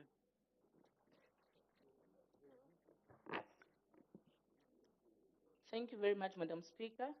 Honorable Minister, is ZESCO going to electrify the surrounding communities as part of corporate social responsibility like they are doing in places such as Siavonga? Thank you, Madam Speaker. The Honorable Minister of Energy. Madam Speaker, I should state that electrifying, surrounding areas in project areas is one of the social corporate responsibilities that ZESCO will undertake. I submit. I'm sure we have asked all the questions. It's a constituency-based question, and I would suggest that the affected honorable members from this area engage the minister so that you can discuss in detail what the issues are. And maybe I'll have two more from that area. Honorable member for Lupososhi. Thank you, Madam Speaker. Madam Speaker, I'm concerned because the source of Kalungwishi is Nilupososhi. So I'm an interested party. Honorable Minister, your response to part F of the question is that there are 4 companies that have been shortlisted that have taken interest to develop the Kalungwish hydropower. Are these local companies, and what are the names of these companies? I thank you, Madam Speaker. I think now we are going into the nitty-gritties of the details of this project. The question did not go to that extent. I don't know if the Honorable Minister does have that information on hand. If he has, maybe he can say which companies. Thank you, Madam Speaker. This project was advertised in the national newspapers and companies responded, 7 companies responded. Out of these 7 companies, 4 were shortlisted, and none of these 4 shortlisted companies are Zambian companies. The last question will be from the Honorable Member for Bangweulu. Thank you, Madam Speaker. Minister, you are aware that Lunzua got possession of that site in 2006 and were given mineral rights and water rights. So I just want to know what has happened to Lunzua? What is its role in this new transaction? Thank you. The Honorable Minister of Energy. Thank you. Madam Speaker, Lunzua were removed from the project because they failed to implement the project. That is the main reason, I submit. Like earlier said, I think the honorable members can engage the minister to get clear answers, because what we are hearing here is, for me, I'm not following the story. Maybe you can discuss, you know better the area and what happened. Next question, the honorable member for Mukushi North. Thank you very much, Madam Speaker. Question number 4. The Honorable Acting Minister of Agriculture. Thank you, Madam Speaker. The Honourable Member for Mukushi North wanted to know the following. Whether the government is aware that farmers in Mukushi Parliamentary constituency did not receive enough fertilizer during the 2022-2023 farming season, and in B, if so, what measures are being taken to ensure that adequate fertilizer is supplied to the constituency during the 2023 and 2024 farming season? And the answer, Madam Speaker, is as follows. Madam Speaker, in A, the fertilizer distribution in 2022-2023 farming season was based on the Farmer Input Support Program beneficiary list of 16,101 eligible farmers were registered in Mukushi Parliamentary constituency. Accordingly,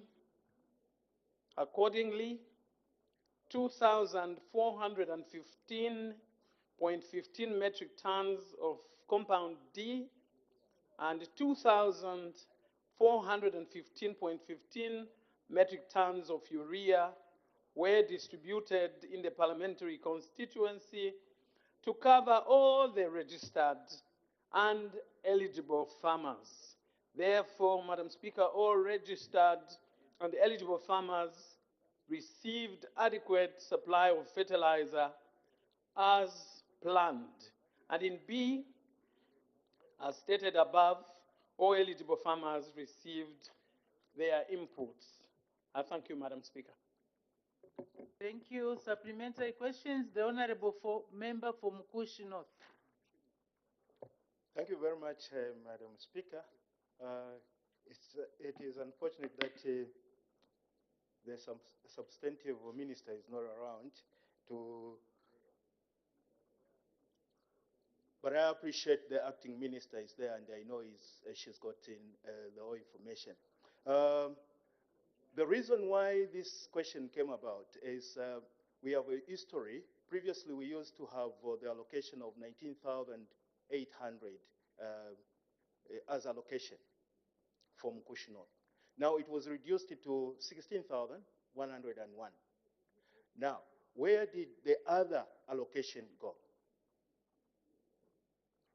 The Honorable Acting Minister of Agriculture.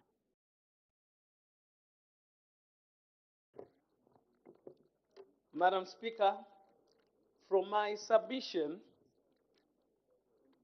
all eligible farmers, first and foremost, all eligible farmers did actually fit in the allocation that was given at 16,000 metric tons. So all eligible farmers were covered, and at the same time, these eligible farmers were the registered farmers that were on the records of this government, and all of them were covered. So we didn't have deficits as according to the register of the farmers that were on the books for the constituency, Madam Speaker. I submit. Thank you. The Honorable Member for Nyimba.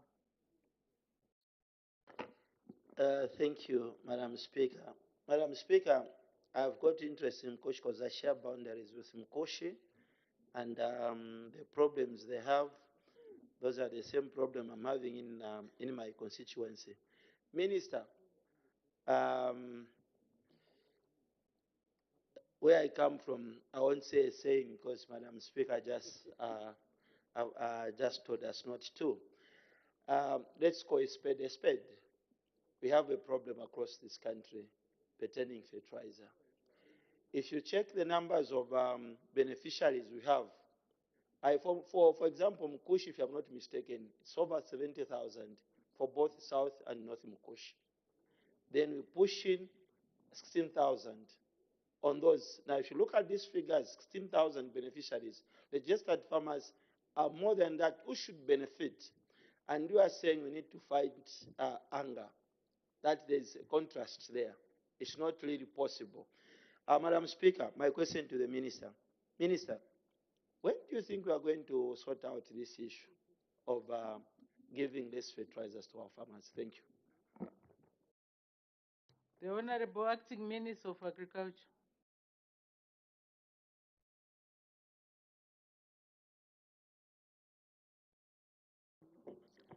Madam Speaker,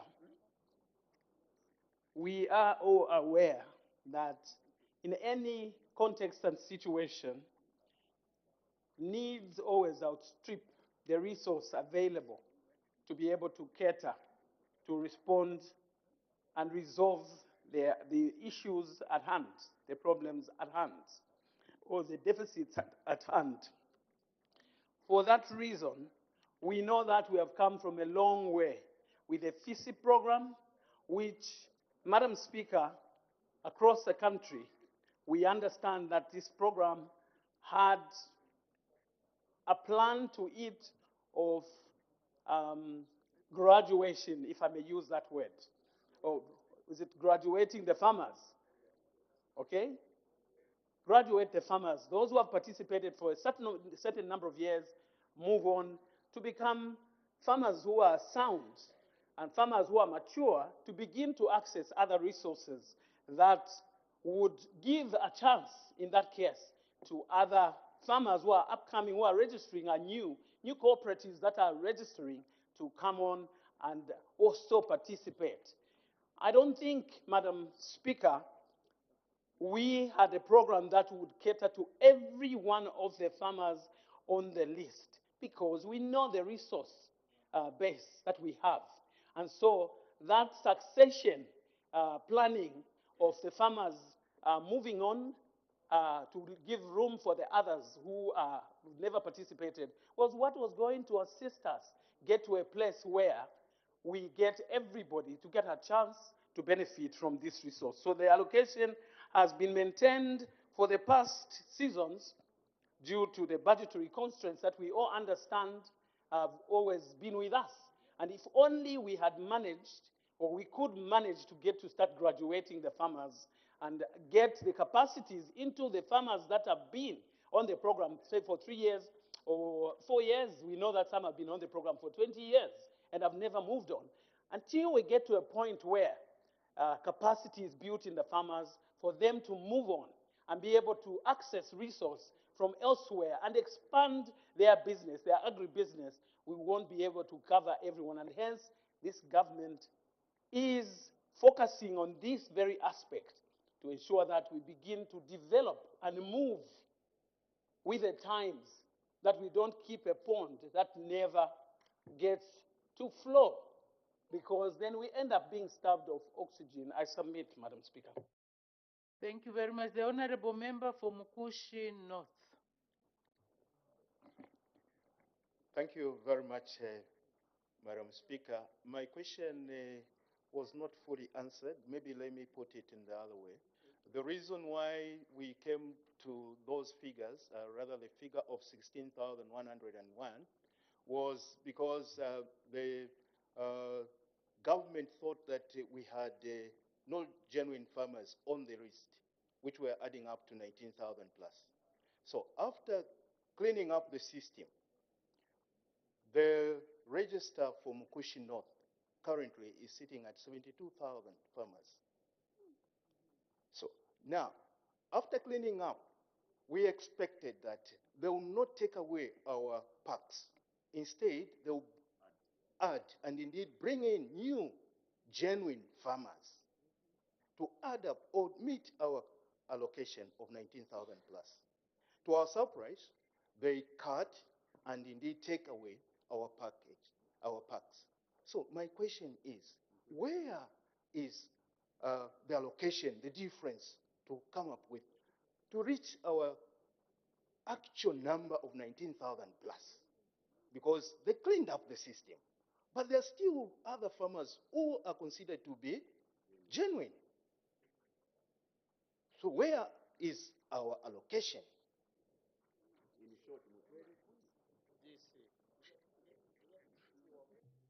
The Honorable Minister Acting Minister of Agriculture.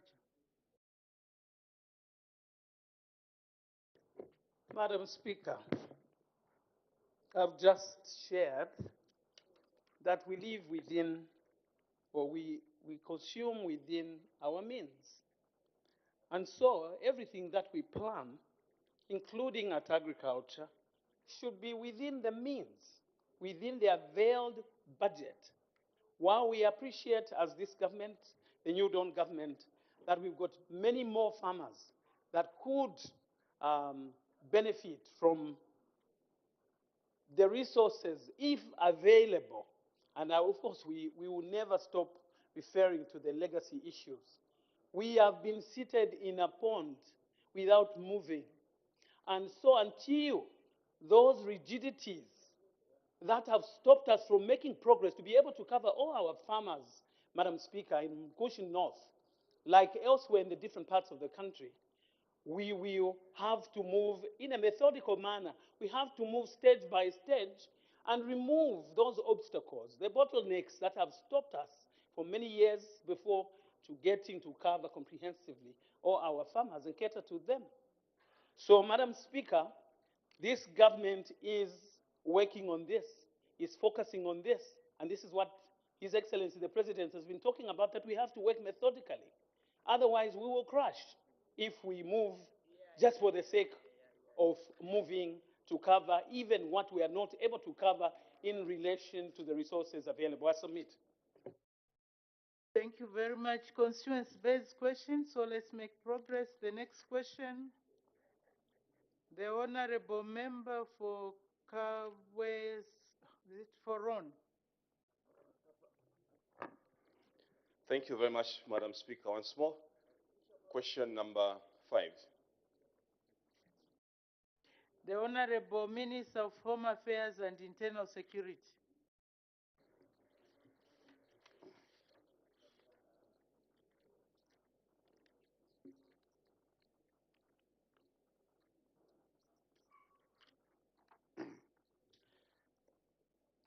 Thank you, Madam Speaker.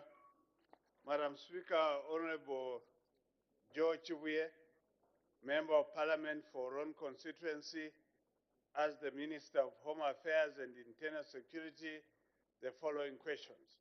A, what the government position is on the revelation that more than 83,343 members of the National Pension Scheme Authority are sharing over 39,730 national registration cards, numbers, thereby preventing them from accessing their 20% pre-retirement benefits. B, what measures are being taken to assist the affected individuals access their money at NAPSA? And C, what measures are being taken going forward to ensure that NRC numbers are not shared? Madam Speaker, in responding to the questions asked by the Honorable Member of Parliament, I wish to inform the House as follows. A, the government is aware of the revelation that more than 343 members of the National Pension Scheme Authority, NAPSA, are sharing over 39,730 national registration cards and is addressing the situation as follows.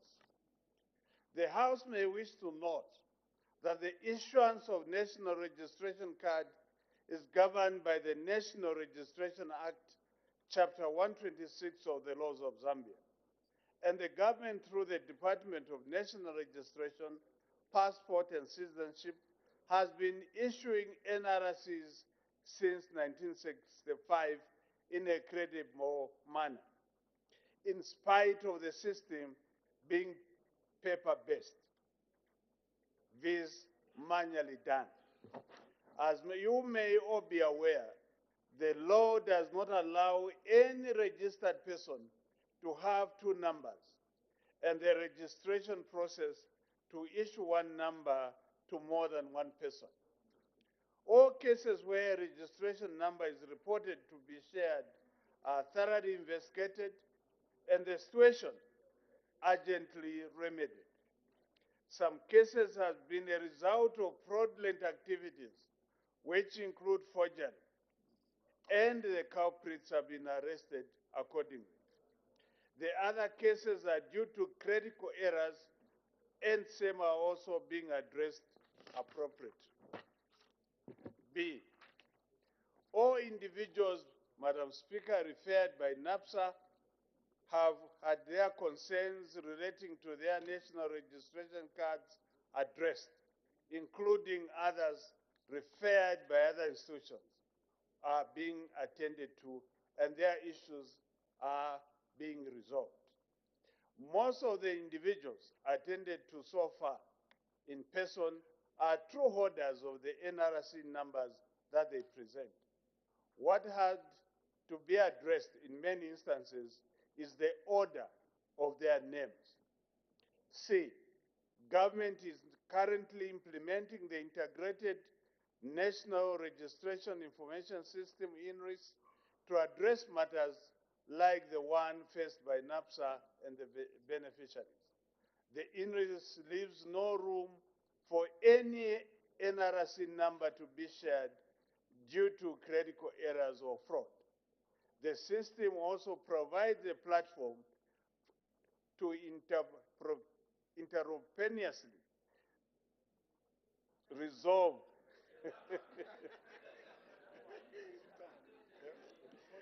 between systems, hence making real-time verification.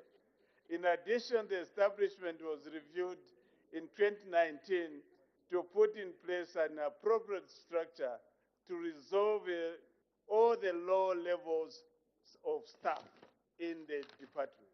Thank you, Madam Speaker.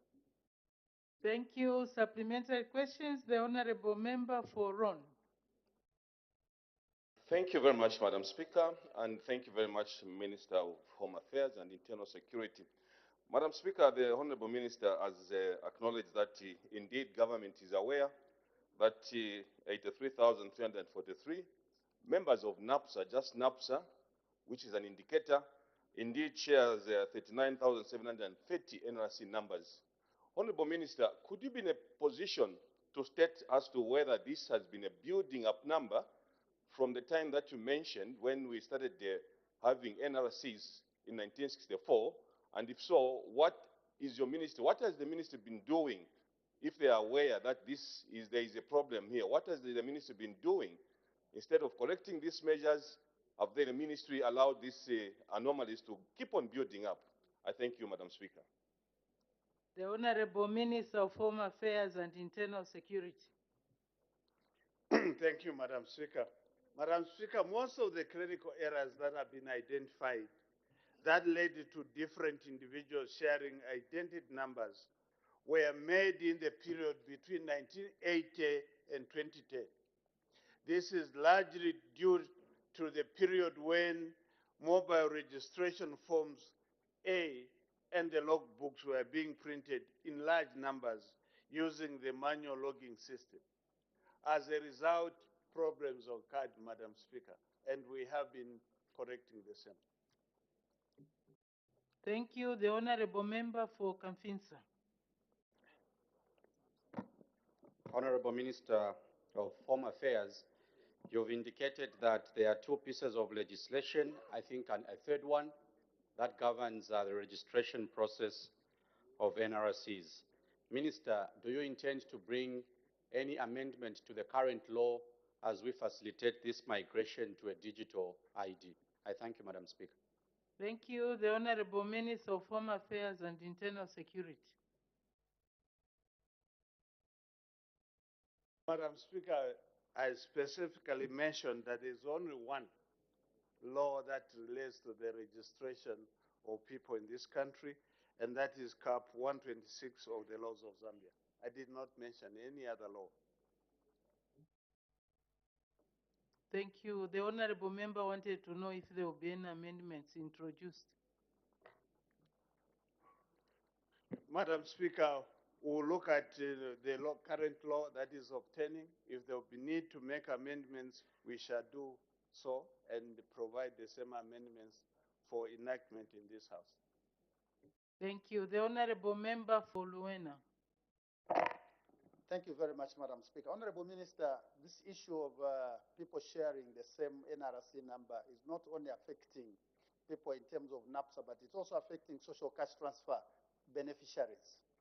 And even just people who were seeking to get NRCs in the most recent field exercise were finding that they are sharing numbers with other people. Now, my question is, even before we wait for migration to the digital system, is your ministry going to provide what I might, for lack of a term, Madam Speaker, say, a template in terms of resolving these issues?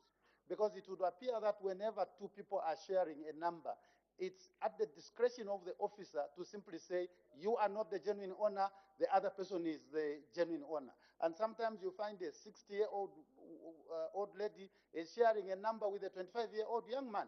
And the registration officer says, old lady, you are not the genuine owner of this NRC number. Is there a standard template so that our people can be guided whenever they find themselves in these situations to either be given new numbers or the decision resolved one way or the other as quickly as possible? Thank you. Thank you. The Honorable Minister of Home Affairs and Internal Security. Thank you, Madam Speaker. Madam Speaker, there is a template for the officers that guides them on how to resolve such issues. The template is not for members of the public. Thank you. The Honorable Member for Ron. Thank you, Madam Speaker. Honorable Minister, the 20% partial payment is a well-intended move by the new Dawn government, and the beneficiaries of NAPSA actually welcomed this. Could you be in a position, Honorable Minister, to give comfort that these 83,343 members, as the number stands, has actually reduced by resolving some of these issues, that some of these members are now able to access their 20% partial payment from NAPSA? Thank you. The Honorable Minister of Home Affairs and Internal Security. Thank you, Madam Speaker. Madam Speaker, I can confirm that most of the issues that have been raised pertaining to double registration have been resolved. In most of the centers where members of the public are accessing their knapsack contributions with the 20%, we have officers working together with the NAPSA officials with a view to resolve problems if they arise pertaining to double registration. Thank you. The Honorable Member for Kankoyo.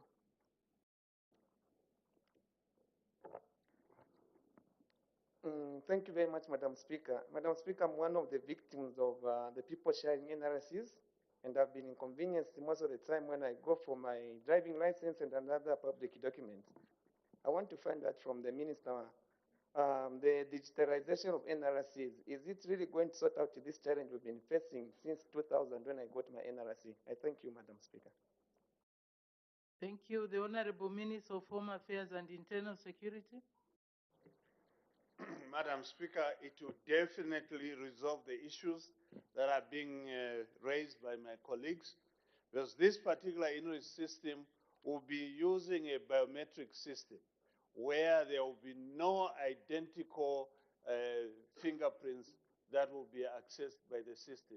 And once the system identifies that this particular number has been given to a different person, it will reject the registration, Madam Speaker. Thank you. The last question, the Honorable Member for Solwezi East.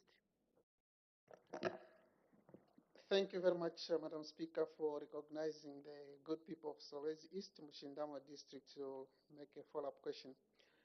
Minister, this migration to the biometric system, the new NRC system, was it possible that probably you could have started with the members of parliament so that we are aware of the features, we familiarize ourselves, so that when we are in our constituency, we are able to respond to the questions that our constituents ask as regarding the features, the securities, and all that. If we are not aware, we are blank, we need to respond to from an informed point of view. Is it possible that you can come back to this House and orient us? Madam Speaker, I thank you. The Honorable Minister of Home Affairs and Internal Security. Madam Speaker, I would like to remind my colleagues that early last year, I did make a ministerial statement on the floor of this House pertaining to INRIS. If there will be a need for me to reissue a similar statement, with your blessings, I can still come back, Madam Speaker. Thank you very much. That concludes that question. The next question, the Honorable Member for Kabwe Central. Thank you so much, Madam Speaker. Question 6. The Honorable Acting Minister of Tourism. Thank you, Madam Speaker. Ms. Harundi, to ask the Minister of Tourism 5 questions. 1, which is A, how many rhinos died countrywide from 2015 to 2022, year by year? Sana. Madam Speaker, during the period under review, a total of 13 rhinos died countrywide, 9 from natural mortalities, 2 from poaching, and 2 from a roadkill upon being hit by a speeding truck in the following national parks. In Mosotunya National Park, 8 died. They were all white rhinos. In Lusaka, 2 died. They are also white rhinos. North Ruangwa, 3 died. They were all black rhinos. Madam Speaker, the second question, which is B, whether the horns were preserved. Madam Speaker, all the horns from the above mortalities were secured and are currently preserved in the National Strong Room. The combined weight of the national stockpile of rhino horn is currently 165 kgs. The next question is, if so, whether the government has any plans to sell the horns. Madam Speaker, government has no plans to sell the horns. The last question is, if there are such plans, why? Madam Speaker, government is committed to conserving Zambia's biodiversity and its protected areas and has ratified key international agreements that support these principles. One such agreement is the Convention on International Trade in Endangered Species of Wild Fauna and Flora, CITES. It is a multilateral environmental agreement organization that was established as a response to growing concerns that over-exploitation of wildlife through international trade was contributing to the rapid decline of many species of plants and animals around the world. Zambia assented to the convention on 24th November 1980, and it came into force on February 22, 1981. A ban was imposed on international trade in rhino horn in 1977 after a drastic reduction of rhino population worldwide.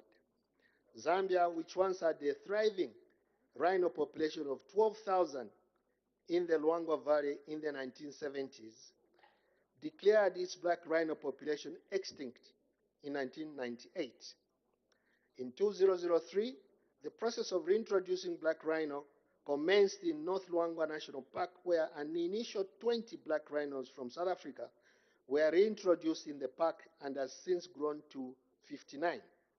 The white rhino population in Mosotunya National Park remains at 10. As such, the Ministry of Tourism, through the Department of National Parks and Wildlife, is focused on increasing the rhino population by expanding its range in other parks, and not ready to resume domestic or international trade in rhino horn due to the prevailing trade restrictions imposed. I submit. Thank you. Supplementary questions. The Honorable Member for Kabwe Central.